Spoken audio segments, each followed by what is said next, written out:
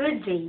I am Paula Cristel V. Hernandez, 17 years old, a fresh graduate of Ladder-Rice Education Program for Bachelor of Science in Computer Science at the institution of Lipa City Public College. I am applying in regard to the advertisement posted in Lipa City Public College concerning that you are in need of a data encoder, which I believe that I have the qualification, enthusiasm, and experience that you are looking for. As for my work experience, I have been trained myself working in my on-the-job training as a PC operator in ERCOT Tour and Travel at Sabang, Lipa City from November 2007 to February 2008, performed the task of encoded data, documented files, and surf the internet.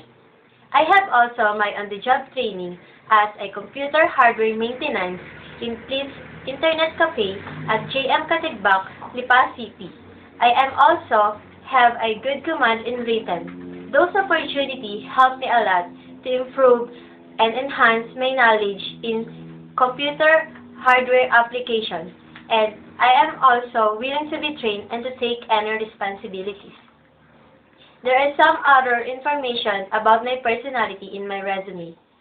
I would welcome any opportunity to talk with you further about the position of being a data encoder.